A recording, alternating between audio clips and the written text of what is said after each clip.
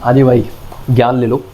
अब जैसा मैं कह रहा हूँ, ये ज्ञान लेने वाली बात, तो आज की जो वीडियो है ये ज्ञान के ऊपर ही होने वाली है। मतलब ये आज की हमारी जो वीडियो है ये क्वेश्चन आंसर वीडियो होगी।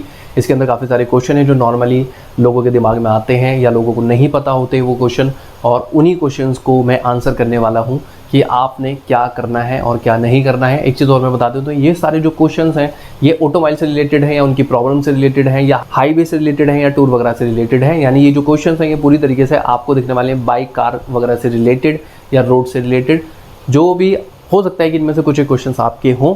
तो ये जो वीडियो है ये वीडियो सिर्फ क्वेश्चन आंसर वाला वीडियो होने वाला है, और साथ के साथ में एक सलाह पहले मान लो, उसके बाद में अपनी वीडियो की स्टार्टिंग करते हैं। और ये मैं बता देता हूँ कि ये वीडियो काफ़ी लंबा हो सकता है, मुझे लगता है कि 1 घंटा या 1 घंटे से ऊपर ये वीडियो चला जाएगा। तो और वो ऑलरेडी आप देख कर ही आए होंगे कि वीडियो कितना लंबा है। तो क्वेश्चन आंसर वाला वीडियो है, इसके अंदर हम लोग क्वेश्चन आंसर करेंगे, बाकी कुछ नहीं। जो भी सलाह है वो ये है कि भाई इस टाइम पे क्योंकि मानसून के हालात काफ़ी ज़्यादा बिगड़े हुए हैं अपनी कंट्री के अंदर, खासतौर से नॉर्थ इंडिया में, तो भाई हिल राइड अगर हो सके, पॉसिबल हो सके तो मत करो। कार से या फिर बाइक से फ़िलहाल पहाड़ों के अंदर मत जाओ। पहली चीज़ तो ये कि होटल वगैरह, बिल्डिंग्स वगैरह, घर वगैरह काफ़ी ज़्यादा गिर रहे हैं, बहुत सारी डेथ हो चुकी हैं, और आप वहाँ जाके अगर एंजॉय नहीं कर पाएंगे, घूम नहीं पाएंगे, होटल के अंदर ही बैठे रहेंगे, तो उससे बढ़िया घर पे ही बैठे रहो। पहली चीज़, वहाँ पहुँच पाना ही बड़ा मुश्किल है। जैसे मनाली जाने का जो रास्ता है वो इस टाइम काफ़ी ज़्यादा ख़राब हो चुका है, शिमला जाने का जो रास्ता है वो काफ़ी ज़्यादा ख़राब हो चुका है। तो काफ़ी सारी जगहों पे जाम वगैरह है, काफ़ी सारी जगहों पे लैंडस्लाइड हुआ है, रोड नीचे बह चुका है नदी के अंदर। तो बेहतर है आप घर पे रहें, अपनी ज़िम्मेदारी खुद से संभालें। देखो, जो प्रशासन है, जो गवर्नमेंट है, वो अपनी तरफ से काफ़ी सारी चीज़ें करती है, लेकिन उसका मतलब ये नहीं है कि आप नदी के बीच में जाके खुद ब खुद फंसें। बहुत सारे लोगों के व्हीकल का लॉस हो चुका है, ट्रक बह गए हैं, बस बह गई हैं, कारें बह गई हैं, बाइक बह गई हैं, लोगों के पूरे पूरे घर बह चुके हैं नदी के अंदर। तो बेहतर है अपनी हिफाजत खुद से करो, समझदारी दिखाओ, घर पे रहो। जब मानसून थोड़ा शांत हो जाए उसके बाद में आराम से पहाड़ों में घूम लेना। तो फिलहाल स्टार्ट करते हैं यार अपनी आज की वीडियो को, और शुरुआत करते हैं अपने क्वेश्चन आंसर। सबसे पहला क्वेश्चन है भाई, जो मोस्टली मुझसे पूछा जाता है, काफ़ी ज़्यादा इस क्वेश्चन को पूछते हैं लोग कि कौन सी बाइक परचेज़ करनी है, या फिर एक क्वेश्चन होता है कौन सी बाइक मेरे लिए सही रहेगी। तो भाई मैं बता देता हूँ कि इसका कोई आंसर नहीं है। अब मैं बताता हूँ कैसे। अगर आप कभी भी ये क्वेश्चन पूछते हैं किसी से, मुझसे या किसी से भी, कि कौन सी बाइक मुझे परचेज़ करनी चाहिए या कौन सी बाइक आपके लिए सही रहेगी, तो इसका कोई आंसर इसलिए नहीं है क्योंकि आपके लिए कौन सी बाइक सही रहने वाली है या कौन सी बाइक आपको परचेज़ करनी चाहिए या कौन सी बाइक बेहतर है, ये सारी चीज़ें आपको तब एडवाइस दी जा सकती हैं, आपको तब बताई जा सकती हैं जब आप पहले एग्जैक्टली ये बताएं कि आपका यूज़ किस लिए है। अगर सपोज़ आपने एक ऐसी बाइक खरीदनी है जिससे आप डेली कम्यूट कर सकें, जिसका माइलेज अच्छा हो, जो हल्की फुल्की हो, आपके बजट में आ जाए, तो फिर मैं कहूँगा कि स्प्लेंडर या प्लेटिना जैसी बाइक की तरफ आप जाएँ। सपोज़ आपको टूर करना है और टूर करने के लिए आपको एक हैवी बाइक चाहिए, आपको माइलेज से कोई लेना देना नहीं है, आपको बजट से कोई लेना देना नहीं है, तो फिर मैं कोई हैवी बाइक आपको, कोई हैवी टूरर आपको बताऊंगा। यानी कि कुल मिलाकर बात यह है कि आपको कौन सा व्हीकल परचेज़ करना चाहिए, चाहे कार की बात हो चाहे बाइक की बात हो, ये डिपेंड करता है आपके यूज़ के ऊपर कि आपका यूज़ क्या है, आप किस तरीके से व्हीकल को यूज़ करना चाहते हैं, आपका पर्पज़ क्या है उस व्हीकल को ख़रीदने का। तो आप कभी भी ये क्वेश्चन अगर करते हैं और उस क्वेश्चन के साथ में आप अटैच करेंगे कि आपका पर्पज़ क्या है, मेन आप क्या चीज़ चाहते हैं, आपके क्या क्या रिक्वायरमेंट होने चाहिए, आपकी क्या क्या रिक्वायरमेंट है या क्या आपकी होप है किसी व्हीकल को लेके, अगर आप ये पूरा मैसेज करोगे तब जाकर इस सवाल का एक सही आंसर मिल सकता है। तो पर्टिकुलरली मैं यहाँ पर बताता हूँ कि कौन सी बाइक या कौन सा व्हीकल आपको परचेज़ करना है, इसका कोई भी डायरेक्ट आंसर नहीं होता है, अपनी तरफ से कोई सलाह नहीं दी जा सकती है। सपोज़ आपको एक स्प्लेंडर खरीदनी है और आप मुझसे पूछें और मैं डायरेक्टली आपको कह दूं कि आप एक काम करें कि हिमालयन 400 आप परचेज़ कर लें, या फिर मैं आपसे बोलूं कि सुपर मेटियो 650 परचेज़ कर लो, तो ये मैं ये नहीं कहूँगा कि ये ख़राब बाइक हैं, आप इनको परचेज़ मत करो। लेकिन अगर आपने स्प्लेंडर परचेज़ करनी है, अगर आपका दिमाग में था कि आप स्प्लेंडर परचेज़ करें, CD डिलक्स परचेज़ करें, प्लेटिना परचेज़ करें, तो फिर वो आंसर आपके हिसाब से बिल्कुल नहीं है। तो इसीलिए ये जो सवाल है इसका कोई पर्टिकुलर आंसर नहीं होता है। अगर आप ऐसा कोई सवाल पूछते हैं, ऐसा कोई भी कमेंट अगर आप करते हैं कहीं पर भी, तो फिर आप उसके अंदर अपनी रिक्वायरमेंट बताएं कि आपको किस लिए बाइक चाहिए या कोई भी व्हीकल जो चाहिए आपको किस लिए चाहिए, तब उसका सही आंसर मिल पाएगा। दूसरे क्वेश्चन की तरफ हम लोग चलते हैं। दूसरा क्वेश्चन है कि जो स्लश होता है, स्लश के अंदर बाइक किस तरह से चलाएं। अब आमतौर पे क्या होता है कि जो स्लश होता है, स्लश यानी कि कीचड़, तो कीचड़ के अंदर जो बाइक होती है वो फंस जाती है या फिर गिर जाती है, रुक जाती है या आगे नहीं चलती। तो ये बड़ा इंटरेस्टिंग सा सवाल यहाँ पर होने वाला है। किसी भी जगह पे जब आप बाइक राइड करते हैं तो सबसे पहली चीज़ मैं आपको यहाँ पर बता देता हूँ कि आपकी जो घबराहट होती है आपके अंदर की, कि ऐसा हो सकता है, वो आपको मोस्ट ऑफ द टाइम गिराती है बाइक से या फिर आपके एक्सीडेंट वगैरह करवाती है। मोस्ट ऑफ द टाइम अगर आप अपनी खुद की गलती से कहीं पर अकेले हैं और अगर आप गिरते हैं तो उसका रीज़न यही रहता है। सबसे पहली चीज़ तो आपको अपने ऊपर कॉन्फिडेंस रखना है कि ऐसा नहीं होने वाला है, आप आराम से उस चीज़ को कर लेंगे। ये किसी भी काम को करने के लिए मैं बता रहा हूँ, ये बाइक राइड या कार से रिलेटेड नहीं है। कभी भी यार देखो, आप रोड के ऊपर जाते हैं तो आप अपने ऊपर कॉन्फिडेंस रखो। और यहाँ पर भी मैं एक चीज़ बता देता हूँ कि कॉन्फिडेंस रखना है, ओवर कॉन्फिडेंस नहीं कि मैं तो कर ही लूँगा। आपने स्टेडीली करना होता है, चीज़ों को देख के परख के फिर करना होता है। बात रही कीचड़ से बाइक निकालने की, कि कीचड़ से किस तरीके से बाइक निकाली जा सकती है, तो यहाँ पे बहुत ही सिंपल सा एक फंडा है, उसको भाई दिमाग में रख लेंगे।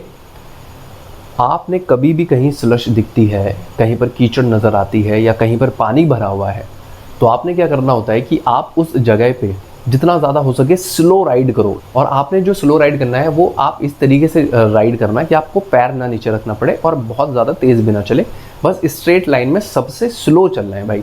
आपको इतनी स्पीड रखनी है कि आपकी बाइक सीधी सीधी चल सके और सबसे स्लो चले। अब स्लो चलते हुए वहाँ पर जब आप एक बार कीचड़ में एंटर कर जाते हैं, कभी भी आप देखते हैं दूर से कीचड़ दिखाई दे रही है तो थोड़ा सा मेंटली खुद को प्रिपेयर करो, देखो कितनी गहरी कीचड़ है या कितना पानी है। और उसमें से निकलने का सबसे बेस्ट तरीका यही है कि आप उसके अंदर से धीरे धीरे करके निकलो, मतलब कि स्लो निकलना है, जितना स्लो आप राइड कर सकते हैं। या कार से भी अगर आप हैं तो स्लो ही निकलें, क्योंकि अगर आप कार तेज़ी से निकाल देते हैं तो भाई कीचड़ की छींटें या पानी की छींटें दूसरे लोगों के ऊपर जाती हैं।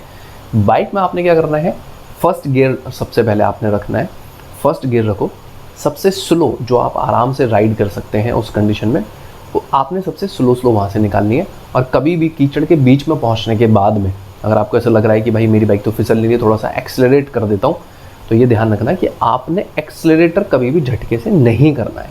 बेहतर है अगर थोड़ा लंबा पैच भी है कीचड़ का तो भी आराम आराम से निकाल लो, क्योंकि गिरने से या आप अपने पैर नीचे टिकाएंगे पानी के अंदर या कीचड़ में अपने जूतों को गंदा करेंगे, उससे बेहतर है कि आप धीरे धीरे वहाँ से निकलते रहो।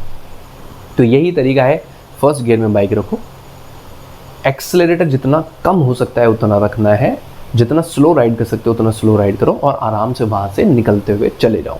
कोई वहाँ पे भगाने की ज़रूरत नहीं है, क्योंकि भगाओगे तो गिर सकते हो, आपको चोट लग सकती है, आपकी बाइक के अंदर भी नुकसान हो सकता है। और अगर पानी है तो फिर चोट लगे ना लगे लेकिन आपके कपड़े वगैरह तो गंदे हो ही जाएंगे। फिर भाई एक है बड़ा इंटरेस्टिंग सा क्वेश्चन है, आम तौर पे ये एक बहस सी भी रहती है लोगों के बीच में, और वो क्वेश्चन ये है, क्लच को थोड़ा दबा कर रखें या पूरा छोड़ दें राइड करते हुए। भाई ये एक बहुत सही सवाल है कि अगर आप राइड कर रहे हैं तो राइड करते हुए आपको क्लच को दबा के रखना है थोड़ा सा या फिर पूरा छोड़ देना है। कुछ लोग क्या करते हैं कि क्लच को थोड़ा सा दबा के रखते हैं ऑल द टाइम, जब कभी भी वो राइड कर रहे हैं या फिर कार के अंदर है तो थोड़ा सा पैर रखते हैं क्लच के ऊपर।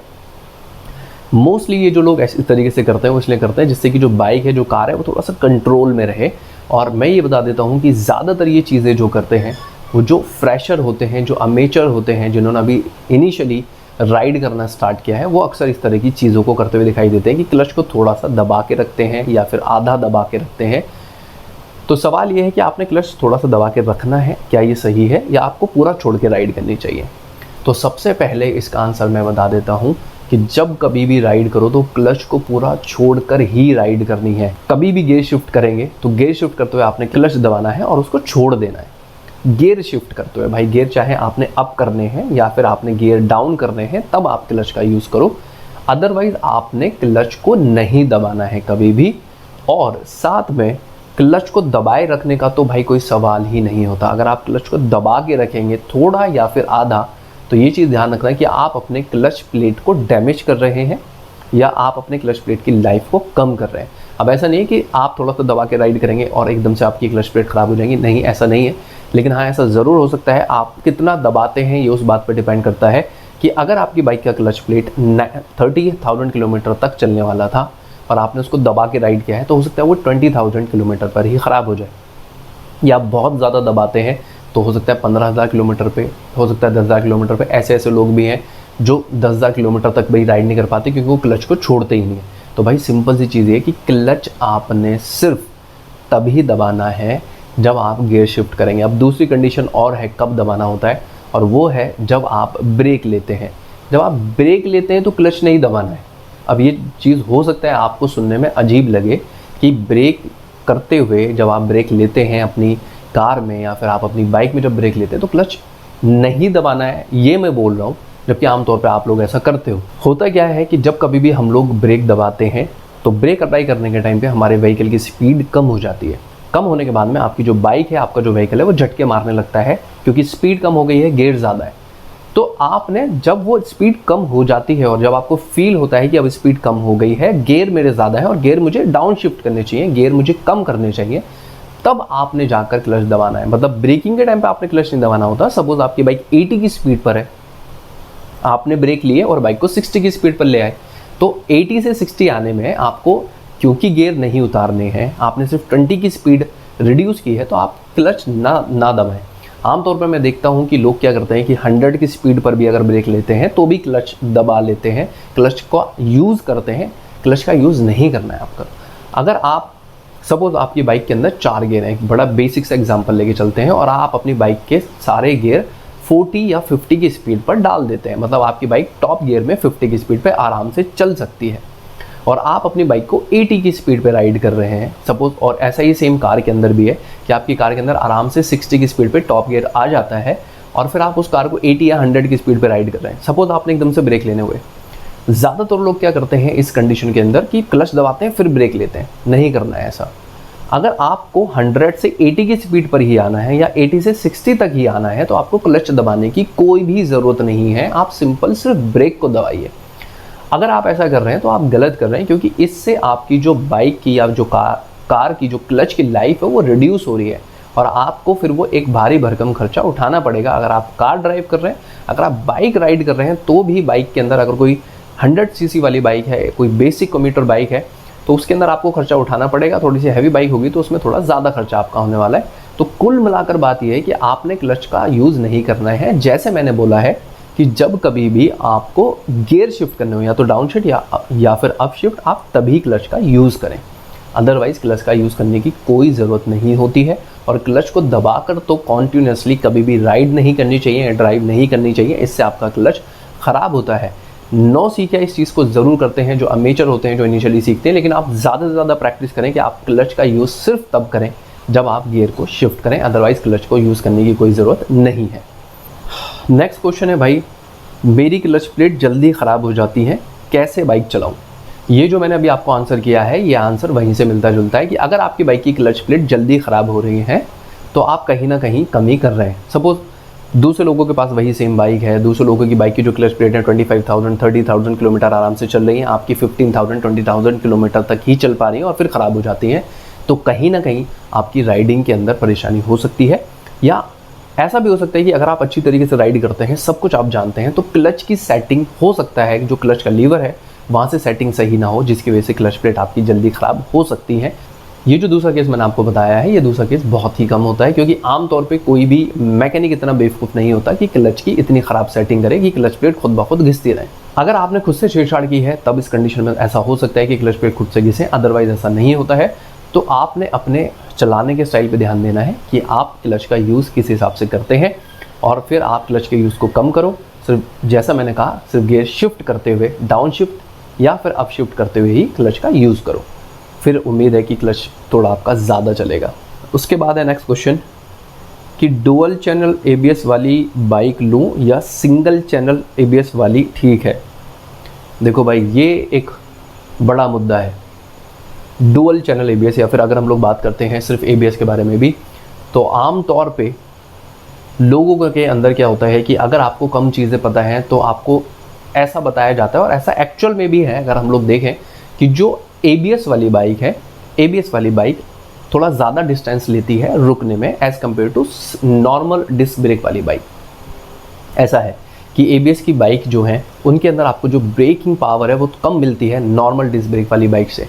लेकिन पहली चीज़ तो आपने ये ध्यान रखना है कि आप हमेशा ABS वाली बाइक ही परचेस करो। भाई हमेशा आपने ध्यान रखना है ABS वाली बाइक ही परचेस करनी है, क्योंकि ABS आपकी सिक्योरिटी के लिए है। आप कितने भी परफेक्ट राइडर हैं, लेकिन अगर कभी भी पैनिक सिचुएशन आती है, यानी एकदम से कोई चीज़ आपके सामने आ रहा है, एकदम से सामने कुत्ता आ जाता है, एकदम से सामने कोई जानवर आ जाता है, या कोई एकदम मिस हैपनिंग हो जाती है, कोई एक्सीडेंट आपके सामने हो जाता है, तो उस कंडीशन में आप पैनिक सिचुएशन में ब्रेकिंग करते हैं। एंड ये जो पैनिक सिचुएशन वाली ब्रेकिंग होती है, इसमें आप एकदम सडनली ब्रेक अप्लाई कर देते हैं, जिसकी वजह से बाइक गिर जाती है। तो सबसे पहली चीज़ तो ये ध्यान रखें कि ABS वाली बाइक ही परचेस करनी है। ABS वाली बाइक ही बेस्ट है नॉर्मल डिस्क ब्रेक वाली बाइक से। मेन सवाल को हम लोग पढ़ते हैं कि सिंगल चैनल ABS वाली ठीक है, काम चल जाता है, या डुअल चैनल्स ठीक है। तो भाई पहली चीज़ ये बता देता हूँ कि जहाँ कहीं भी बाइक के अंदर आपके पास ऑप्शन है कि डुअल चैनल वाली भी है और सिंगल चैनल वाली भी है, तो आप हमेशा डुअल चैनल की तरफ ही जाओ। एक्स्ट्रा सिक्योरिटी है, क्योंकि डुअल चैनल से ये फ़ायदा होता है कि आपकी जो बाइक है वो पीछे से स्किड होने से बच जाती है। सपोज आपने एक बाइक परचेज़ की है, वो डुअल डिस्क ब्रेक के साथ में, आपको सिंगल चैनल ABS दिखाई दे रहा है, यानी सिर्फ फ्रंट व्हील के अंदर आपके पास ABS है, पीछे आपके पास में सिंपल डिस्क है। यहाँ पर अगर आप सडनली ब्रेक अप्लाई करते हैं तो जो पीछे का टायर है वो स्किड होता है और बाइक जो होती है वो वॉबल कर जाती है काफ़ी बार। तो इस कंडीशन से बचने के लिए ज़रूरी होता है कि आप डुअल चैनल ABS के साथ में ही जाएं। तो बेहतर है डुअल चैनल वाली ही खरीदो। सिंगल चैनल ABS से भी काम चल जाता है, लेकिन जैसा मैंने बोला कि काम चलता है तो काम नहीं चलाना है, आपने डुअल चैनल ABS वाली बाइक के साथ में जाना है, वो बाइक आपके लिए ज़्यादा बेस्ट रहेगी। नेक्स्ट क्वेश्चन है भाई, ये कैसे पता करें कि कार की अलाइनमेंट ख़राब है? ये एक बड़ा मुद्दा है भाई। ये सीरियसली जो भी कार आप में से ड्राइव करता है, कोई अचानक से क्या होता है कि कोई इंसान आता है आपकी कार को ड्राइव करता है, कहता है भाई आपकी कार की जो अलाइनमेंट है वो ख़राब है, पता नहीं चल पाता। अलाइनमेंट बहुत ज़्यादा बड़ा मसला रहता है। तो अलाइनमेंट कार की ख़राब है, ये कैसे पता चलेगा कि कार आपकी आड़ी टेढ़ी हो गई है?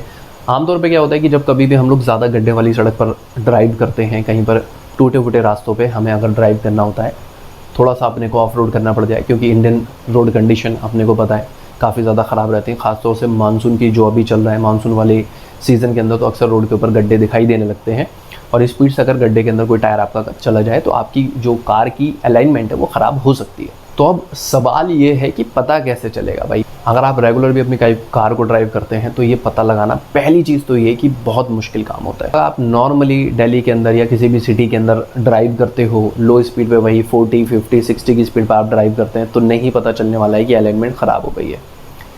अगर आपकी कार नई होती है, नए टायर होते हैं, तो नॉर्मली कुछ लोग ऐसे बताते हैं कि व्हील बैलेंसिंग वगैरह अगर ख़राब हो रही है तो टायर घिसने लग जाते हैं एक साइड से, तो पता चल जाता है। लेकिन ये मैं बता देता हूँ कि ये भी कोई सटीक तरीका नहीं है अलाइनमेंट का पता करने का या व्हील बैलेंसिंग का पता करने का, क्योंकि अगर आपकी कार नई होती है, अच्छे टायर होते हैं, तो वो नहीं घिसते जल्दी से। काफ़ी लंबे वक्त के बाद जाके पता चलता है कि अलाइनमेंट ख़राब है, व्हील बैलेंसिंग इसकी करवानी पड़ेगी। तो भाई अलाइनमेंट का पता करने का एक जो तरीका है थोड़ा सा रिस्की है। अगर आप बाहर नहीं जाते तो पहले तो मैंने बता दिया नहीं पता चलने वाली है। अगर आप हाईवे पे जाएंगे, कार को ड्राइव करेंगे थोड़ा सा हाई स्पीड पर, और आप अपने स्टीयरिंग को छोड़कर देखेंगे, तो आपको रियलाइज़ होगा कि कार आपकी आड़ी टेढ़ी भाग रही है। मतलब कि जब आप स्टीयरिंग को सीधा कर लेते हो, या तो वो राइट की तरफ जा रही है या वो लेफ्ट की तरफ जा रही है। ये हाई स्पीड पर बहुत ईजिली पता चल जाता है। व्हील बैलेंसिंग का भी बहुत आराम से पता चल जाता है। अलाइनमेंट एंड व्हील बैलेंसिंग दोनों आप हाई स्पीड पे बहुत आराम से पता कर सकते हैं।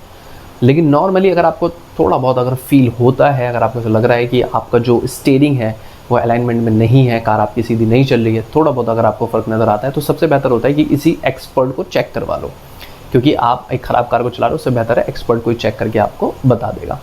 तो ये थोड़ा सा मुश्किल काम रहता है, व्हील बैलेंसिंग और अलाइनमेंट का एकदम से पता नहीं चल पाता है।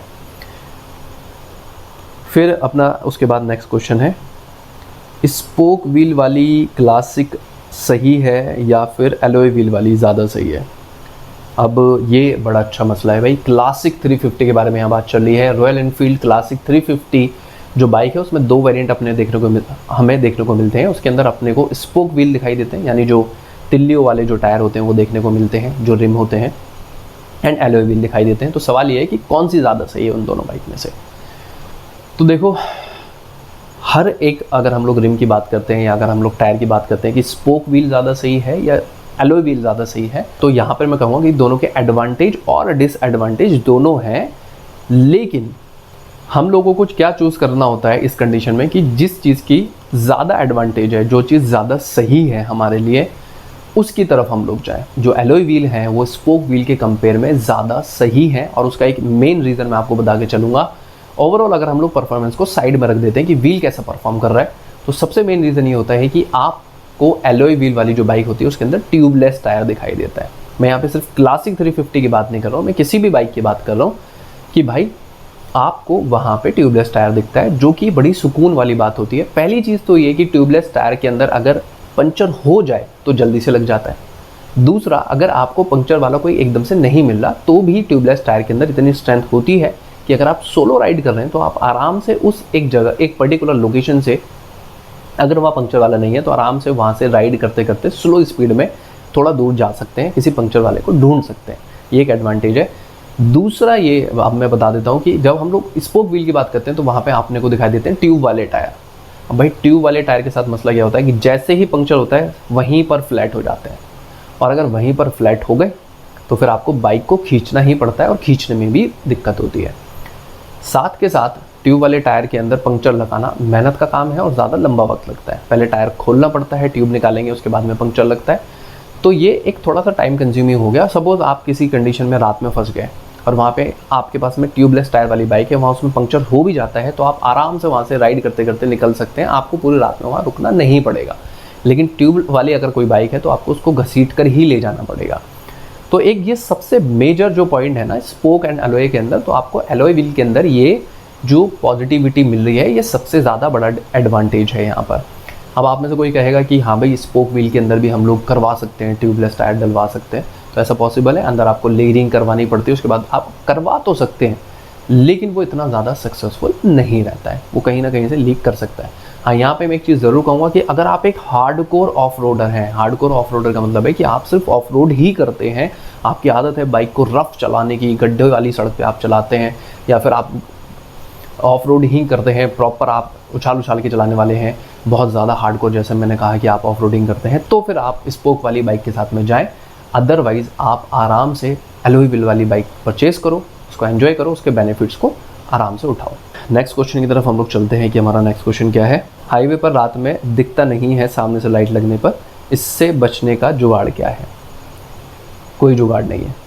यहाँ पर बात जो मैं समझ पा रहा हूँ क्वेश्चन में ये है कि जब कभी आप रात में राइड करते हैं या फिर आप ड्राइव करते हैं तो सामने से जो व्हीकल आ रहे होते हैं उनकी रोशनी आपकी आंखों के अंदर लगती है, जिसकी वजह से आपको दिखाई नहीं देता और राइड करने में या फिर ड्राइव करने में आपको परेशानियाँ फील होती हैं। तो इससे बचने का क्या जुगाड़ है? तो इसका बहुत ही सिंपल सा आंसर है, कोई जुगाड़ नहीं है। अगर सामने से कोई बंदा आ रहा है, उसने हाई बीम की हुई है, जो कि ज़्यादातर इंडिया में लोग रखते हैं, तो फिर आपको दिखाई नहीं देने वाला है। अब यार देखो, मैं यहाँ पर इस चीज़ को थोड़ा मुद्दे को बहुत सही तरीके से समझाने की कोशिश करूँगा। पहली चीज़ तो ये कि बहुत सारे लोग ऐसे हैं जिन्हें ये पता ही नहीं होता कि हाई बीम और लो बीम में क्या फ़र्क है। वो अपने गाड़ी की हाई बीम रखते हैं, उन्हें सिर्फ इतना समझ आता है कि यहाँ पर अगर मैं अपनी बीम कर देता हूँ तो यहाँ मुझे रोड ज़्यादा अच्छा दिखाई देता है, एंड लो बीम जब वो करते हैं तो वहाँ रोड कम दिखाई देता है, यानी विजिबिलिटी उनकी कम हो जाती है। तो वो इस चीज़ से बिल्कुल अनजान होते हैं कि सामने ये जो ज़्यादा लाइट दिखा रही है इसका नुकसान क्या होने वाला है। हाई बीम पे पहली चीज़ तो इंडिया के अंदर चलान है। वो अलग बात है कि हमारे यहाँ रूल फॉलो नहीं किए जाते हैं, बहुत कम लोग ऐसे होंगे जिनका हाई बीम पे कभी चालान हुआ होगा, लेकिन हाई बीम पर राइड करने पर या फिर ड्राइव करने पर आपका चालान होता है। पहली चीज़ तो आप ये ध्यान रखें, तो हाई बीम पर कभी भी राइड या ड्राइव नहीं करनी है। अगर आप एक ऐसे रोड पर हैं जहां आपके सामने कोई आ ही नहीं रहा तो आप हाई बीम रख सकते हैं, लेकिन जैसे ही कोई सामने से आता है तो आपको लो बीम करनी होती है, आपको हाई नहीं रखनी है।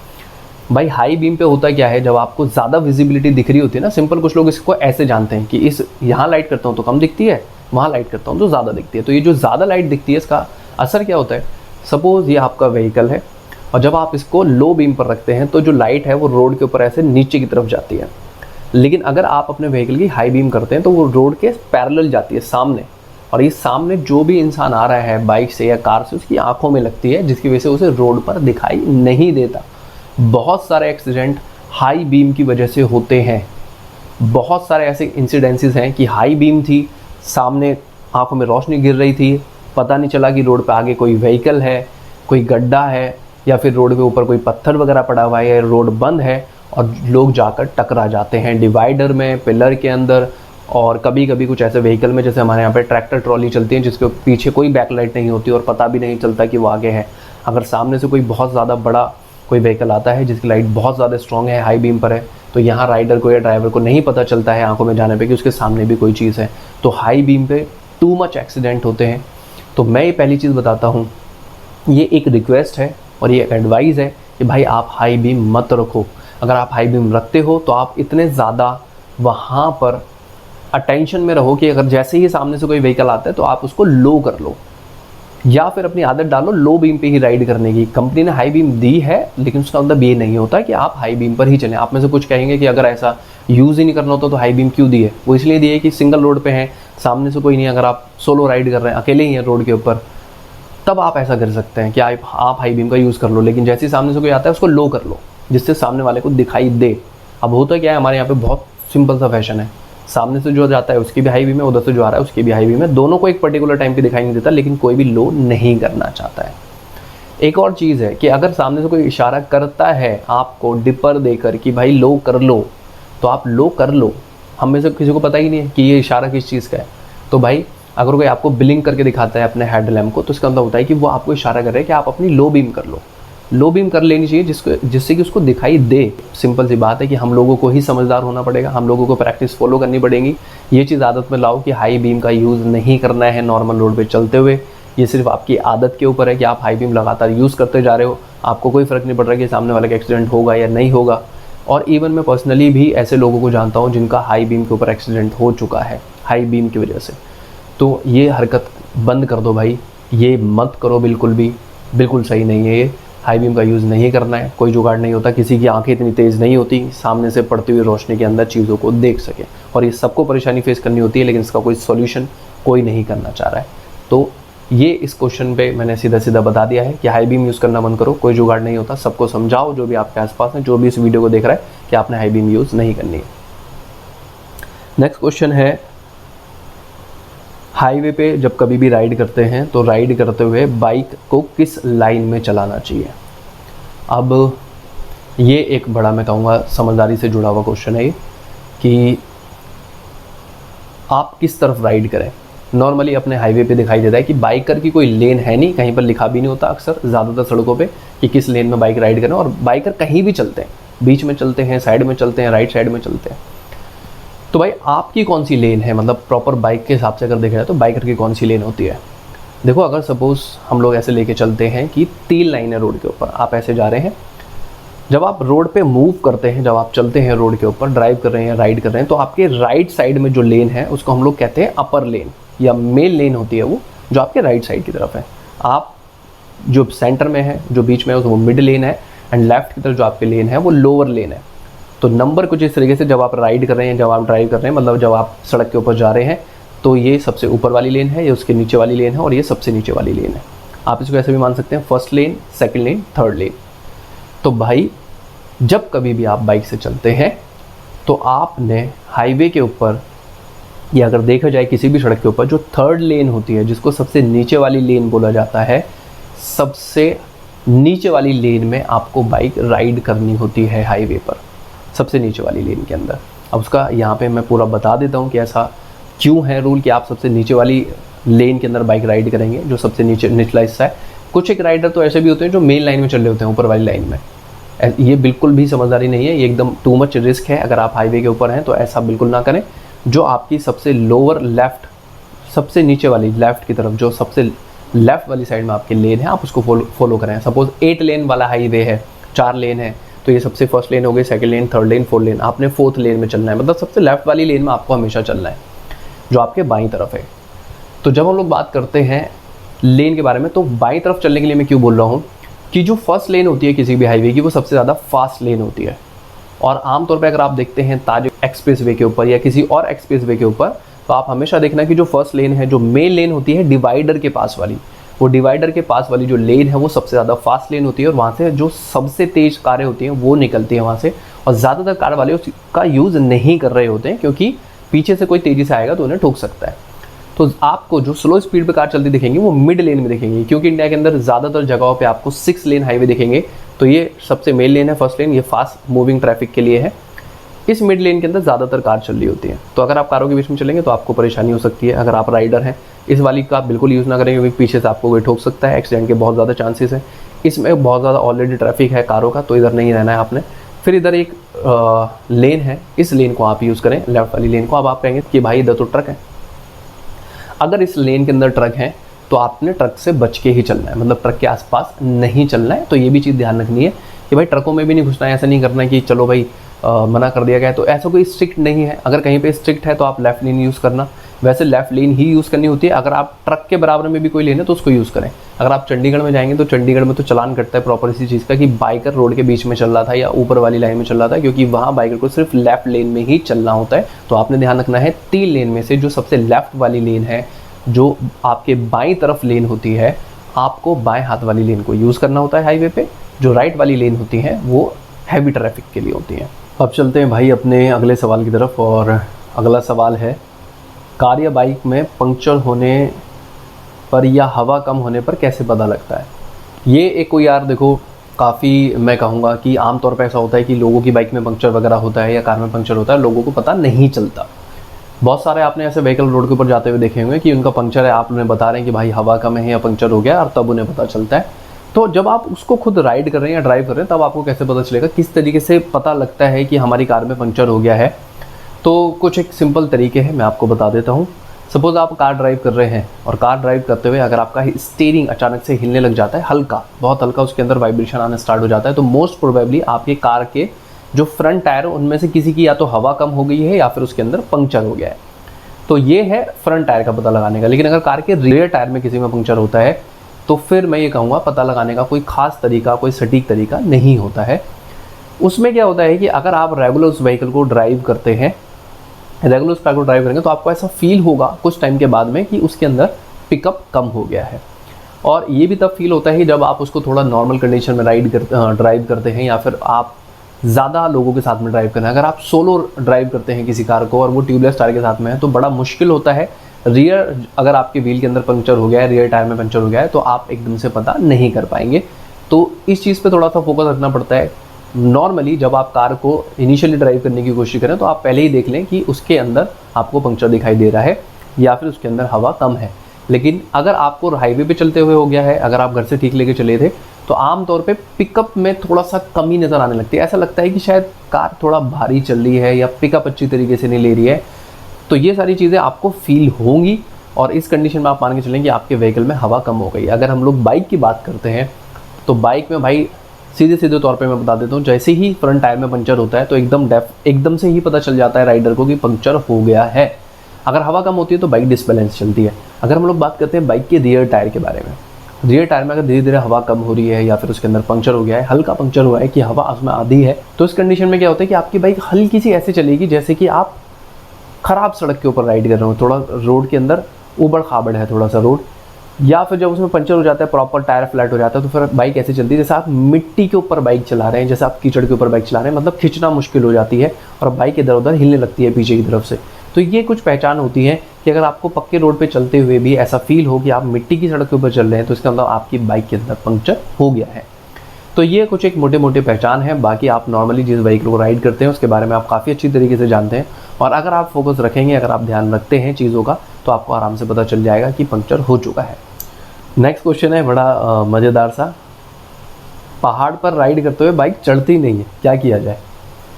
अगर आप पहाड़ों में जाते हैं तो काफ़ी ज़्यादा ऐसा होता है कि जब आप पहली बार पहाड़ों के अंदर जाते हैं या आप एक नॉर्मल बाइक लेके जा रहे हैं, मतलब ऐसे सपोज 150 सीसी के आसपास की कोई बाइक लेके जा रहे हैं, कभी कभी अगर हम लोग बात करते हैं जैसे क्लासिक 350 के साथ में भी ऐसा होता है या एवेंजर के साथ में भी ऐसा हो सकता है।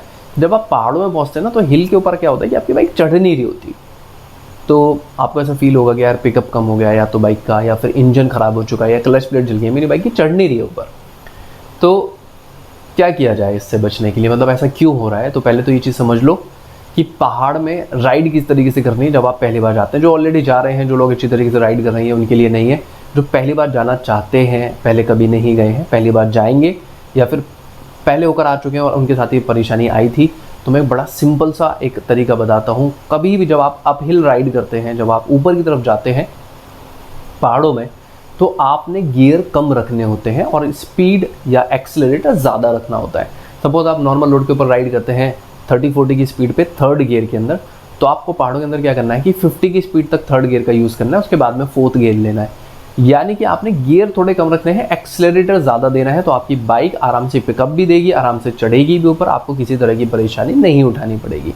लेकिन अगर आप ऐसा नहीं करते हैं तो आपको फील होगा कि आपकी बाइक का इंजन शायद ख़राब हो गया, या फिर क्लच प्लेट ख़राब हो गई है। और इस कंडीशन में कुछ लोग क्या करते हैं कि क्लच का ज़्यादा यूज़ करने लग जाते हैं कि चढ़ नहीं रही है, शायद क्लच की वजह से परेशानी हुई। ऐसा कुछ भी नहीं होता है।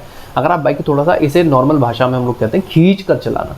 अगर आप बाइक को, या फिर सेम कार के अंदर भी ये चीज़ होती है कि अगर आप अपनी बाइक को या फिर अपनी कार को थोड़ा सा खींच कर चलाएंगे, यानी कि एक्सेलरेटर थोड़ा सा ज़्यादा देंगे, गियर थोड़े कम रखेंगे, तो आराम से आपकी बाइक या फिर कार उसमें ऊपर चढ़ती चली जाएगी। आपको परेशान होने की किसी भी तरीके से कोई ज़रूरत यहाँ पर नहीं होगी।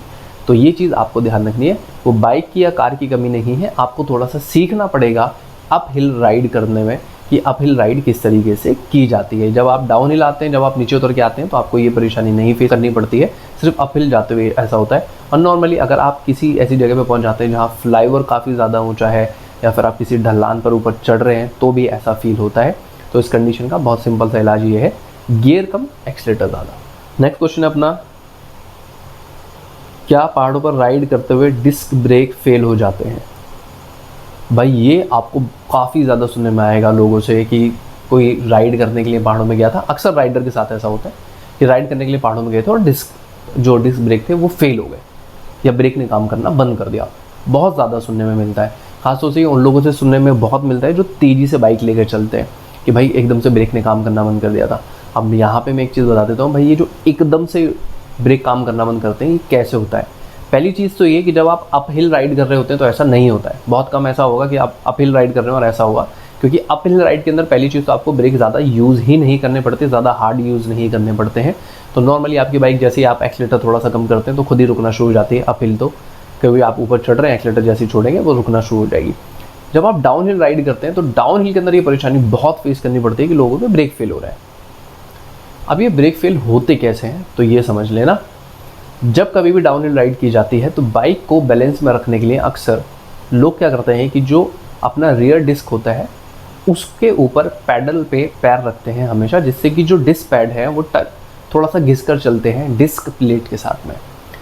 कभी कभी ऐसा फ्रंट ब्रेक के साथ में भी होता है कि जब आप फ्रीक्वेंटली उसको यूज़ किए जा रहे हैं बार बार, तो होता क्या है कि आपकी जो डिस्क प्लेट है वो बहुत ज़्यादा हीट हो जाती है। देखो नॉर्मल कंडीशन में भी जब आप राइड करते हैं, ब्रेक लगाते हैं, तो डिस्क प्लेट जो होती है किसी भी बाइक की वो हीट होती ही है, फ्रंट एंड रियर दोनों। लेकिन पहाड़ों में क्या होता है कि जब आप फ्रीक्वेंटली टर्न बाय टर्न उन ब्रेक्स को यूज़ कर रहे हैं तो यूज़ करते करते डिस्क प्लेट बहुत ज़्यादा हीट हो जाती है। और ये जो हीट है ये डिस्क पैड से होते हुए, जो ब्रेक पैड होते हैं वहाँ से होते हुए इसकी यूनिट के अंदर चली जाती है, जो पूरी यूनिट होती है जिसके अंदर फ्लूइड चलता है। क्योंकि अगर आपने देखा होगा तो जो हमारे डिस्क ब्रेक होते हैं उसके अंदर ऑयल डाला जाता है। जैसे ही ये जो हीट है ये ऑयल के पास तक पहुंचेगी तो ऑयल अपना प्रॉपर फंक्शन करना ख़त्म कर देता है, जिसकी वजह से आपके जो ब्रेक हैं वो काम करना धीरे धीरे कम कर देते हैं और अल्टीमेटली अगर आप उस पर ध्यान नहीं देंगे तो वो फेल हो जाते हैं। तो ये है रीज़न कि आपके ब्रेक इसलिए फेल हो रहे हैं। तो आपने इस चीज़ का ध्यान रखना है। पहली चीज़ तो ये कि भाई कहीं पर भी जा रहे हो, एंजॉय करने के लिए जा रहे हो, तो भगाने की बहुत ज़्यादा ज़रूरत नहीं है। लेकिन अगर आप शौकीन हैं, अगर आप कॉर्नरिंग वगैरह करते हैं, आप तेज़ी से बाइक लेकर चलते हैं, तो इस चीज़ का फोकस रखना कि आपने एक तो प्रॉपर हमेशा पैर नहीं रखना है या आपने ब्रेक दबा के नहीं चलना है। ब्रेक को पूरा फ्री छोड़ो जिससे कि डिस्क प्लेट को ठंडे होने का थोड़ा टाइम मिले। और अगर गर्म हो जाते हैं आपके ब्रेक तो बाइक को थोड़ा सा रेस्ट दो, यानी आधे घंटे के बाद में 30-40 मिनट के बाद में रेस्ट दो। और अगर बहुत ज़्यादा हीट हो गए हैं तो पानी डाल के उन्हें ठंडा कर लो। अगर आप उसके ऊपर पानी डाल देंगे थोड़ा टाइम में वो ठंडे हो जाएंगे और ब्रेक आपके फिर से काम करना शुरू कर देंगे। ऐसा नहीं होता है कि वो परमानेंटली डैमेज हो गया है। जैसे वो थोड़ा टाइम में ठंडा होगी डिस्क ब्रेक की यूनिट तो आपके जो ब्रेक है प्रॉपर तरीके से फिर से काम करना स्टार्ट कर देते हैं। तो ये कोई परेशान होने वाली बात आपके लिए नहीं है। बस ध्यान रखना होता है चीज़ों का कि वो चीज़ें किस तरह से हो रही हैं और क्यों हो रही हैं। अगर आप ये ध्यान रखेंगे कि चीज़ें क्यों हो रही हैं तो आप उनको रिजॉल्व भी कर पाएंगे। और ये फेल होने का जो रीज़न है वो मैंने बता दिया कि आपको डाउन हिल में ही most of the time face करने को मिलेगा, अप हिल में फेस करने के लिए नहीं मिलेगा। तो डाउन हिल आपने राइड करते हुए इस चीज़ का खासा ख्याल रखना है कि अगर आप बाइक तेज़ी से राइड कर रहे हैं तो उसको ठंडा करते करते चलें, उसके ऊपर पानी डालते हुए चलें। और अगर आप नौ सीखे हैं, आप थोड़ा सा घबरा रहे हैं डाउन हिल में, तो आप परमानेंट यार उधर भी ब्रेक न दबा के रखें, आप थोड़ा सा स्लो रखें अपनी बाइक को, जिससे कि आपको परेशानी फील ना करनी पड़े। कभी कभी तो ऐसा होता है कि लोग भगा भी नहीं रहे होते लेकिन वो फिर भी पैर रख के चलते हैं, जिसकी वजह से जो प्लेट है वो हीट हो जाती है और जो ब्रेक है वो काम करना बंद कर देते हैं। नेक्स्ट है, which lane is better for fast driving on highways.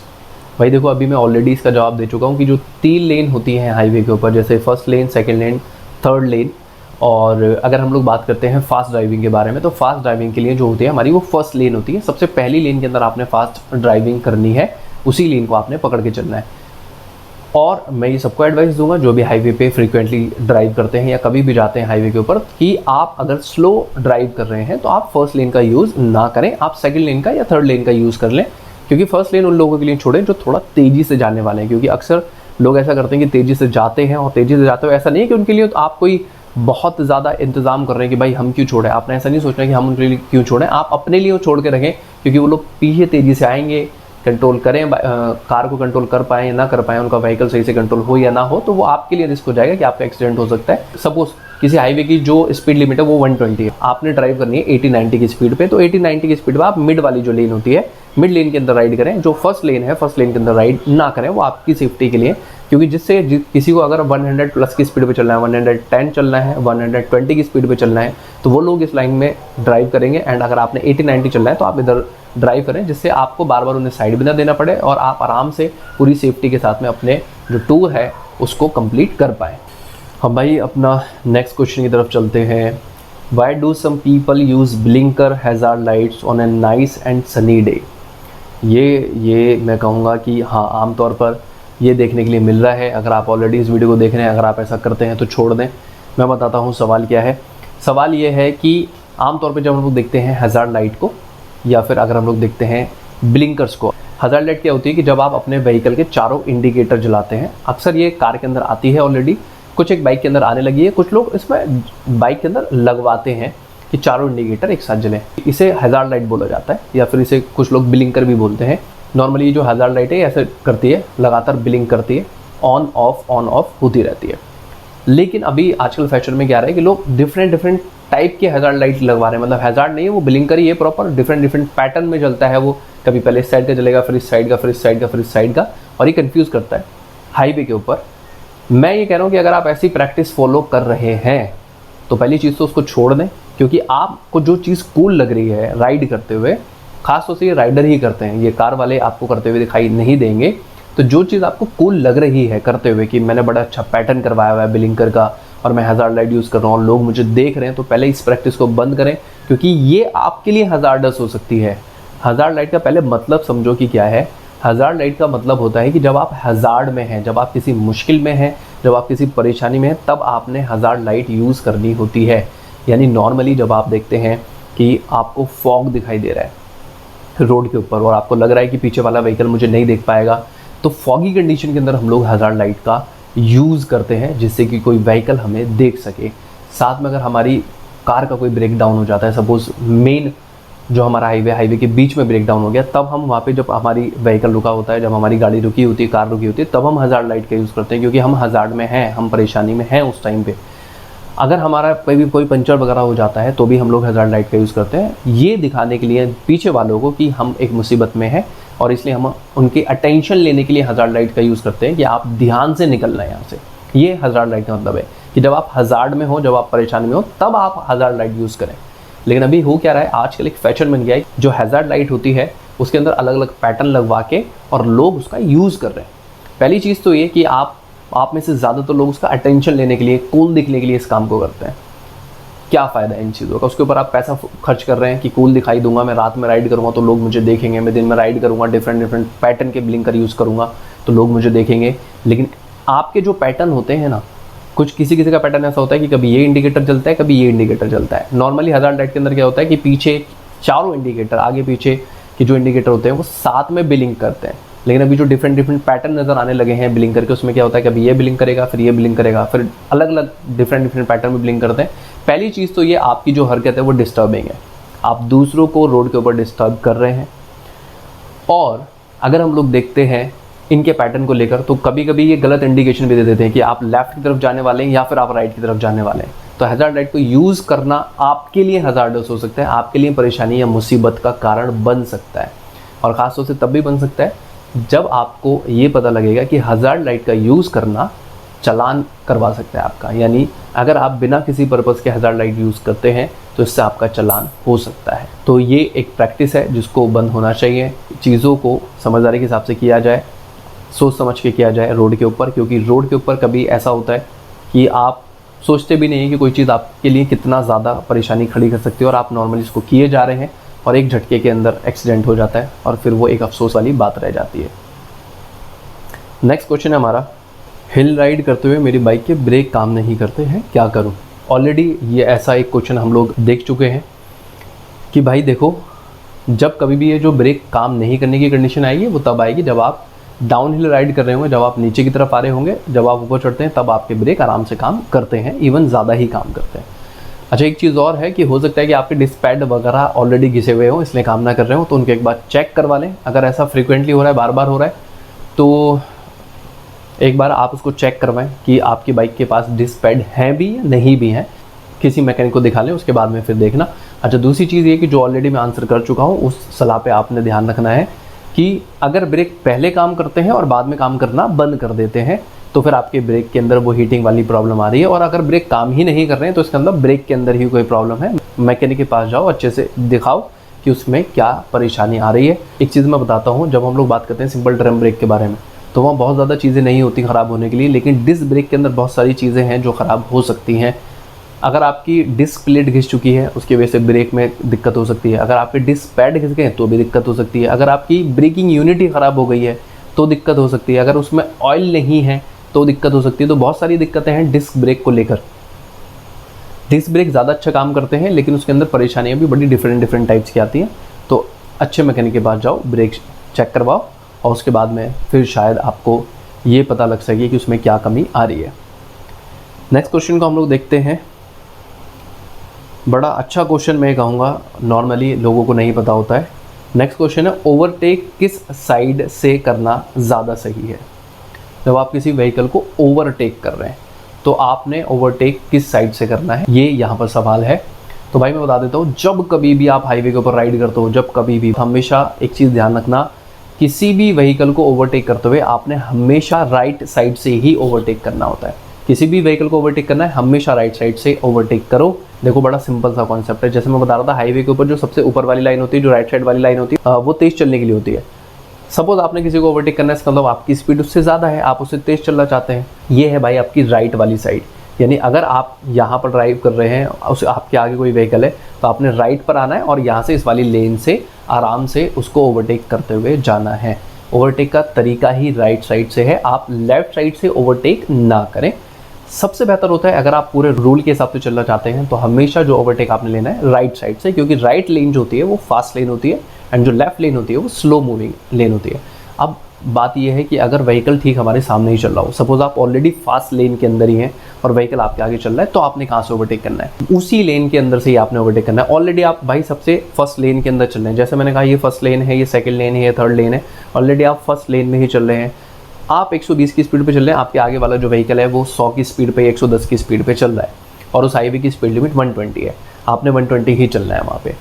Suppose आपको कहीं जाने की जल्दी है और आपके आगे एक व्हीकल आ जाता है वो जो 110 की स्पीड में है, तो पहली चीज़ ये है कि बाय रूल जब वो व्हीकल आपको पीछे से आते हुए देखे तो वो आपको जगह दे। अगर वो नहीं जगह दे रहा है तो आपने हॉर्न बजाना है।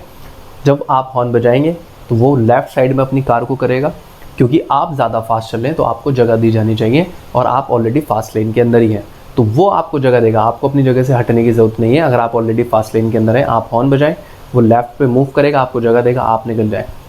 तो यही तरीका होता है कि हॉर्न बजाओ और राइट साइड से ओवरटेक लो। अगर आप ऑलरेडी राइट साइड पे हो तो आपको हॉर्न बजाने के बाद में वेट करना है, जो आपके आगे व्हीकल चल रहा है वो आपको जगह देगा। बाय रूल यही है।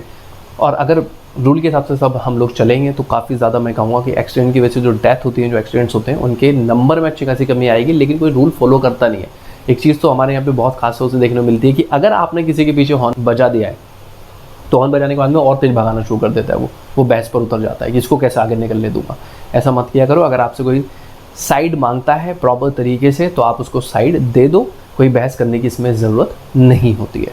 इसके बाद में नेक्स्ट क्वेश्चन है भाई, what is the meaning of use dipper at night painted on the truck? हम अक्सर जब कभी हाईवे पे जाते हैं, ट्रक वगैरह के पीछे देखते हैं तो लिखा होता है यूज डिपर एट नाइट, और ऐसे भी लिखा रहता है हॉर्न प्लीज़। यानी वो ट्रक वाला हमसे कहना चाह रहा है कि भैया जब कभी भी आपको साइड चाहिए हो तो आप हॉर्न बजाएं, लेकिन फिर नीचे लिखा होता है यूज़ डिपर एट नाइट। तो इस सवाल के अंदर ये पूछा गया है कि इसका क्या मतलब है, जो पीछे पेंट से लिखा हुआ होता है यूज डिपर एट नाइट का, वो ये है जब कभी भी आप रात में हाईवे के ऊपर होते हैं, जब कभी आप रात में ड्राइव कर रहे हैं या राइड कर रहे हैं, तो होता क्या है कि अगर आपने किसी से साइड लेनी है तो रात के अंदर ये प्रेफरेबल होता है कि आप डिपर का यूज़ करें। डिपर क्या होता है, लाइट को, जो आपकी हेडलाइट होती है, हेडलैम्प को आपने लो हाई करना होता है। आप लो हाई जब उसको करेंगे तो वो डिप करती है, यानी डिपर जाता है, सामने वाले का अटेंशन सीक होता है कि पीछे से कोई डिपर दे रहा है। वो इसलिए होता है क्योंकि आप रात में जब देखते हैं तो हॉर्न का एकदम से पता चले ना चले, लेकिन जो डिपर होते हैं, अगर कोई सही ड्राइवर है और वो पूरा अटेंशन करके हाईवे के ऊपर चल रहा है तो उसको एकदम से पता चल जाता है कि डिपर आ रहा है पीछे से। और ये स्पेशली ट्रक के ऊपर ही क्यों लिखा होता है, नॉर्मल कार वगैरह के ऊपर क्यों नहीं लिखा होता, क्योंकि कार के अंदर हॉर्न भी अच्छे से सुनाई देता है, लेकिन ट्रक वालों के साथ क्या दिक्कत होती है कि उनका जो ट्रक है वो काफ़ी ज़्यादा शोर करता है, जिसकी वजह से उन्हें हो सकता है कि हॉर्न एकदम से सुनाई ना दे, लेकिन डिपर उन्हें एकदम से दिखाई देता है। अब दिन के टाइम पे मजबूरी है कि डिपर आप यूज़ नहीं कर सकते, तो हॉर्न ही बजाना पड़ता है। तो जो समझदार ड्राइवर होते हैं, जो समझदार लोग होते हैं, वो डिपर का ही यूज़ करते हैं। रात के टाइम पे आपको बहुत कम लोग होंगे जो हॉर्न का यूज़ करते हुए नजर आएंगे। साइड लेने के लिए हमेशा डिपर का ही यूज़ होता है, और डिपर आपने राइट साइड से ही देना होता है, लेफ्ट से नहीं देना होता। उसके जैसे मैंने बताया कि जब आप ओवरटेक करेंगे तो आपको फास्ट लेन की तरफ जाना है। दूसरी चीज़ ये है कि जो हमारा ड्राइवर है वो राइट साइड पर ही बैठा होता है, तो वो जल्दी से अटेंशन पकड़ता है, उस रिफ्लेक्शन को जल्दी से पकड़ पाता है। वो देख दूसरी साइड भी सकता है, लेकिन राइट साइड से जब आप डिपर देते हैं तो उसका अटेंशन एकदम से आपको मिल पाता है और आपको साइड जल्दी मिलेगी। तो यही तरीका होता है कि आप डिपर का यूज़ करें, यानी अपने लाइट को लो हाई करना है आपको जल्दी जल्दी, इसको हम लोग डिपर कहते हैं। नेक्स्ट क्वेश्चन है हमारा, चलती बाइक पर चेन टूटने से क्या हो सकता है। अगर आपकी बाइक चल रही है और आपकी चेन एकदम से टूट जाए या फिर उतर जाए तो आपके साथ क्या हो सकता है। पहले देखो, बहुत नॉर्मल कंडीशन की बात करते हैं, अच्छा दिमाग में लेके चलते हैं कि अगर आपकी बाइक चल रही है और आपकी बाइक की चेन टूट गई है तो क्या हो सकता है। नॉर्मल अगर आप सीधे सीधे चल रहे हैं तो आपकी जो बाइक है, चेन क्योंकि टूट गई, वो तो धीरे करके रुक जाएगी। आपको एहसास हो जाएगा कि आप एक्सीलेटर तो दे रहे हैं लेकिन बाइक चल नहीं रही है। ये एक बड़ी नॉर्मल कंडीशन की मैंने बात की, लेकिन इसमें बहुत सारे और भी केसेस हो सकते हैं। कभी कभी ऐसा होता है कि चेन छिटक कर टूटने के बाद में बाहर आ जाती है, और बाहर आने के बाद में किसी को लग सकती है, या आपकी बाइक में भी लग सकती है, आपके पैर पे भी लग सकती है, आपके किसी बाइक के पार्ट को भी डैमेज कर सकती है। मैंने ऐसा केस भी देखा हुआ है कि चेन ने बाइक के स्विंग आर्म को तोड़ दिया, जो मेन फ्रेम होता है जहाँ टायर लगा होता है उसको ही तोड़ दिया चेन ने। तो अगर हम लोग देखते हैं चेन टूटने के बाद में, तो ऐसी कंडीशन भी हो सकती है कि आपको चोट लग जाए, आसपास रोड पे कोई उसको चोट लग जाए, या फिर बाइक के अंदर कोई डैमेज हो जाए। ऐसा भी हो सकता है कि चेन फंस जाए इंजन के अंदर ही टूटने के बाद में अंदर जाके, क्योंकि जब आपकी चेन टूटी है तो हो सकता है कि इंजन वहाँ पे घूम रहा होगा और वो चेन को अपनी तरफ खींचेगा, तो वहाँ पे वो फंस भी सकती है और इंजन के अंदर भी कोई डैमेज कर सकती है। बुलेट के अंदर ऐसा होता भी है कि बुलेट में अक्सर जो चैम्बर होता है इंजन का, वहाँ पे चेन जाके फंसती है और वो इंजन के चैम्बर को ही तोड़ देती है, और बुलेट के अंदर काफ़ी ज़्यादा मोटा नुकसान होता है इस चीज़ की वजह से। अभी तक फ़िलहाल बुलेट इकलौती ऐसी बाइक है जिसके बारे में मैंने ऐसा सुना है कि वहाँ चेन इंजन चैम्बर में घुसकर इंजन के चैम्बर को ही तोड़ देती है और आराम से 25-30 हज़ार रुपये का नुकसान हो जाता है। तो पहली चीज़ तो मैं ये कहूँगा, चेन आमतौर पे नहीं टूटती है। आप अगर चेन की प्रॉपर केयर कर रहे हैं, उसको ल्यूब करें, और अगर आपको लगता है कि चेन ख़राब हो गई तो उसको चेंज करवा दो। चेन सेट जो होता है उसको टाइम टू टाइम चेंज करवाना चाहिए, और ये एडवाइजेबल होता है खासतौर से ओपन चेन के लिए कि चेन को आफ्टर एवरी 500 चेन को ल्यूब किया जाना चाहिए। ये होता है भाई प्रेफरेबल, आप उसे ल्यूब करते रहो जिससे वो अच्छी कंडीशन में रहे। लेकिन फिर भी भाई हादसे जो होते हैं वो कभी भी हो जाते हैं, किसी भी तरीके से हो जाते हैं। कभी कभी जो चेन लगाई जाती है नई, उसका लॉक सही से नहीं लगा होता और वो टूट जाती है, मतलब खुल जाती है वहाँ से, तो हादसे कैसे भी हो सकते हैं। एक और कंडीशन हो सकती है कि अगर आप लीन कर रहे हैं, अगर आप कॉर्नरिंग के शौकीन है, आपने बड़ी तेज़ स्पीड में बाइक को झुकाया हुआ है और उस टाइम पे चेन टूट जाए तो आपकी बाइक गिर जाएगी, फॉल हो जाएगा, आप रोड के ऊपर गिर जाएंगे, बाइक कहीं होगी, आप कहीं होंगे। तो कंडीशन काफ़ी ख़राब भी हो सकती है चेन टूटने की कंडीशन में। लेकिन आमतौर पे जब चेन टूटती है तो बाइक आपकी सीधी ही चलती रहती है और कुछ टाइम के बाद में रुक जाती है। आपको एहसास हो जाता है काफ़ी जल्दी कि चेन टूट चुकी है। बाइक की चेन को कैसे ठीक करें उतरने के बाद में, ये वैसा ही क्वेश्चन है जो ऑलरेडी अभी हम लोगों ने आंसर किया है कि बाइक की अगर चेन उतर जाती है तो उसको ठीक कैसे करना है। देखो भाई, मैं एक चीज़ बताता हूँ कि बाइक की चेन वगैरह भी अक्सर ऐसा होता है कि उतरती रहती है। पहली चीज़ तो ये कि अगर आपकी बाइक की चेन पहली बार उतरी है, कभी गलती से एक बार उतर चुकी है तो अलग चीज़ है, लेकिन अगर आपकी बाइक की चेन फ्रीक्वेंटली उतरती है तो उसे किसी मैकेनिक को दिखाओ। हो सकता है कि टायर के अंदर या चैन सेट के अंदर कोई कमी आ रही हो, चैन सेट चेंज करवाओ। बड़े सारे रीज़न है चेन उतरने के, तो सबसे मेन रीज़न उसमें से ये होता है कि चेन सेट ख़राब है, तो चेन सेट को चेंज करवा देना चाहिए, जिससे कि जो आपकी चेन है वो सही तरीके से वर्क करे, उतरे ना। लेकिन फिर भी अगर आपकी चेन उतर जाती है तो फिर उस कंडीशन में क्या करना है, आमतौर पे क्या होता है कि चेन पीछे की तरफ से उतरती है, आगे से इंजन वाली साइड से नहीं उतरती है। अगर आपको पता चल गया कि आपकी चेन उतर गई और आप जल्दी से बाइक रोक लेते हैं, दो जगह एक्सल होता है, एक इंजन के पास होता है छोटा एक्सल, एक पीछे टायर के पास में लगा हुआ होता है बड़ा एक्सल होता है। तो अक्सर बड़े एक्सल की तरफ से ही चेन उतरती है, टायर वाली साइड से।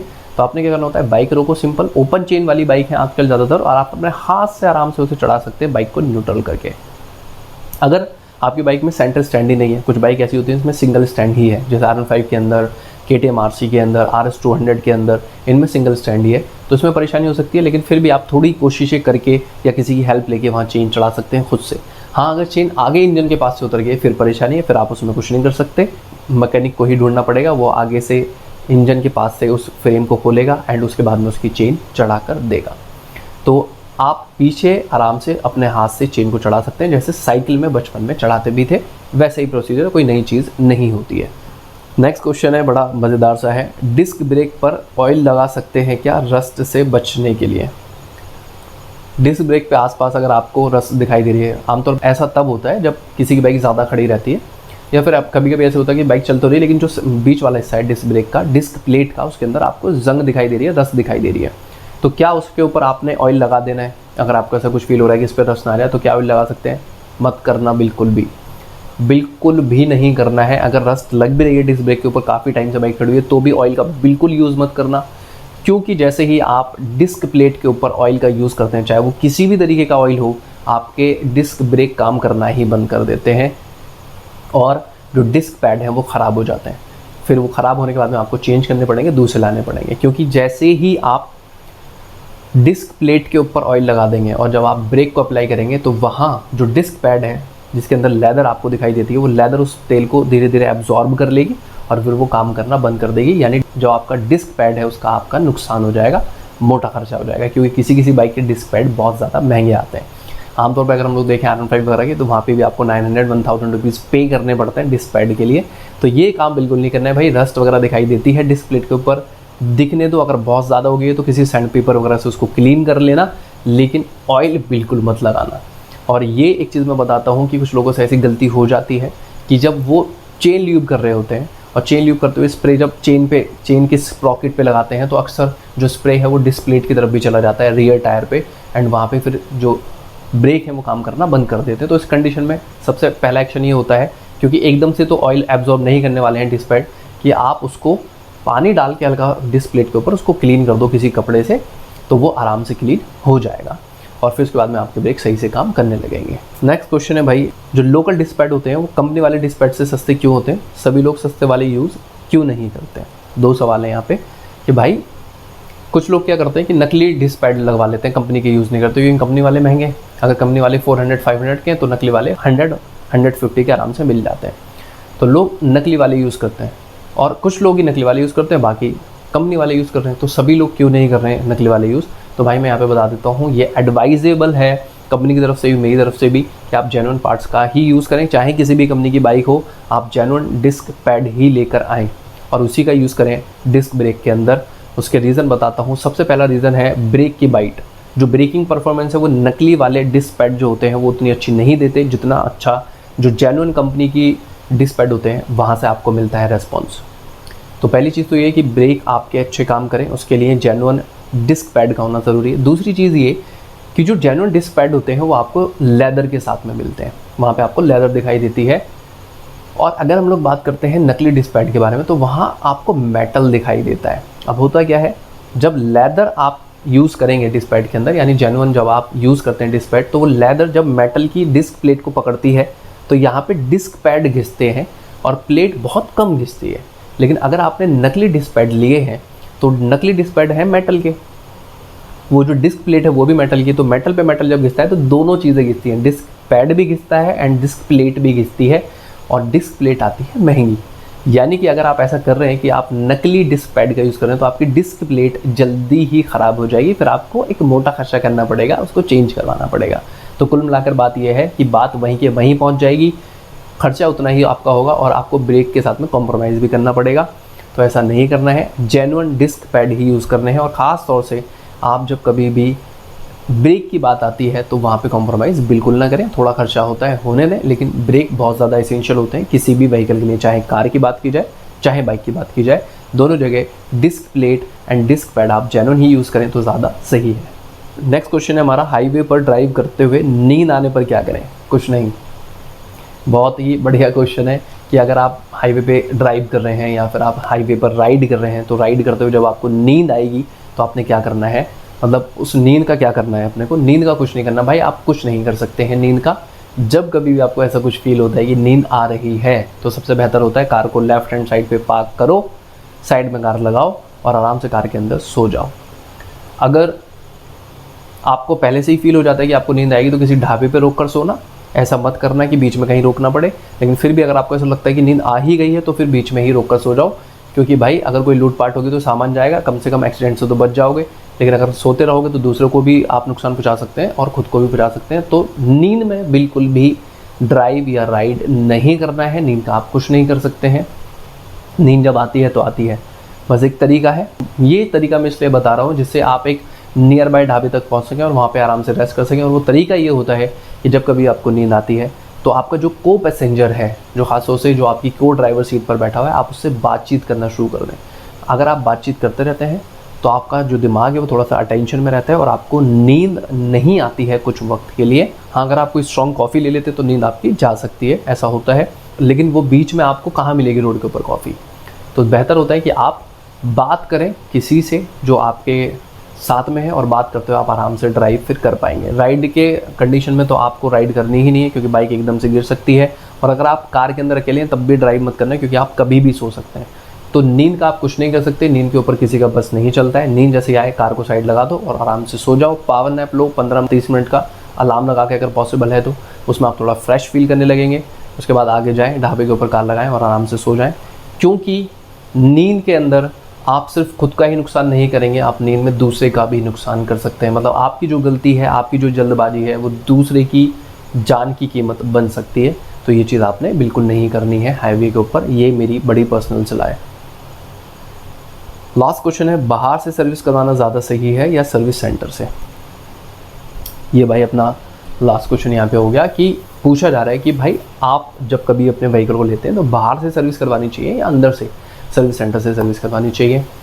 तो भाई मैं बता देता हूँ।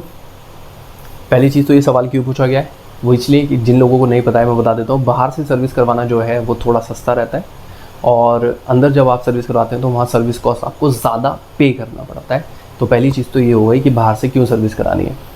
फिर हम लोग देखते हैं कि भाई अंदर से करवाएं बाहर से करवाएं, तो मैं ये कहूँगा कि चाहे आपकी किसी भी कंपनी की बाइक या कार है, आप अंदर से ही करवाएं, ज़्यादा बेहतर है। खासतौर से जब तक आपकी बाइक या कार वारंटी में है। अंदर से क्या होता है कि वो थोड़े खर्चे ज़्यादा बताते हैं, मैं मानता हूँ। पार्ट्स जो हैं वो आपको थोड़ा महंगे मिलते हैं, ये भी मैं मानता हूँ। लेकिन हर एक कंपनी के पार्ट्स बाहर अवेलेबल नहीं होते। हाँ, कुछ एक कंपनीज़ हैं जिनके बाहर पार्ट्स अवेलेबल हैं, जैसे हीरो के हैं, बजाज के हैं, ईजिली मिल जाते हैं बाहर। तो आप बाहर से करवा सकते हैं और एक अच्छे मैकेनिक से ही करवाएं जो पूरी देखभाल के साथ में आपकी सर्विस करे। तो जिन बाइक के पार्ट्स बाहर अवेलेबल हैं, थोड़ा सस्ते भी मिलते हैं, सर्विस कॉस्ट भी आपको कम पड़ता है, तो आप बाहर से सर्विस करवा लें। लेकिन जिन बाइक में आपके पार्ट्स बाहर नहीं मिलते हैं, अंदर ही मिलते हैं, तो आप अंदर ही सर्विस कराएं। बाहर से कोई जुगाड़ मत करो, ऐसा मत करो कि नकली पार्ट्स ले लो, उसको डलवा लो। नहीं, जेन्युइन पार्ट्स का ही यूज़ करना ज़्यादा बेहतर होता है, खासतौर से मेनली इंजन से रिलेटेड और ब्रेक से रिलेटेड। जैसे ब्रेक का ऑलरेडी मैं बोल भी चुका हूँ। बाहर से सर्विस थोड़ी सस्ती पड़ती है, तो जो छोटी मोटी बाइक हैं, अगर आप डेली कम्यूट करते हैं, आप घर से 20 किलोमीटर 30 किलोमीटर तक ही जाते हैं, फिर वापस आ जाते हैं, मतलब आपका एक दिन का अराउंड 50-60 किलोमीटर से ज़्यादा नहीं होता, तो फिर आप बाहर से सर्विस भी करा लें तो भी चलता है। ज़रूरी है कि आप अपने व्हीकल को मेंटेन कंपनी से ही करवाएं, सर्विस वगैरह उसकी कंपनी से ही करवाएं, जिससे एक तो वारंटी बची रहे, जेन्युइन पार्ट्स आपको सारे मिलें। और थोड़ा सा अगर देखो पे करना पड़ता है, ये मैं ज़रूर मानता हूँ कि वहाँ पे आपको ज़्यादा पे करना पड़ता है, लेकिन वो पे करने से आपका एटलीस्ट जो ब्रेन है, जो आपका माइंड है, वो थोड़ा शांति में रहता है, सुकून में रहता है कि आपको एक भरोसा रहता है अपने व्हीकल के ऊपर। तो भाई ये जो वीडियो है ये ऑलरेडी काफ़ी ज़्यादा लंबा हो चुका है, हो सकता है इन फ्यूचर भी ऐसे कुछ लंबी वीडियोज़ आपको देखने में मिले। तो फिलहाल ये जो वीडियो है, इस वीडियो के अंदर सिर्फ इतना ही। मिलते हैं नेक्स्ट वीडियो के अंदर किसी और चीज़ के बारे में बात करते हुए।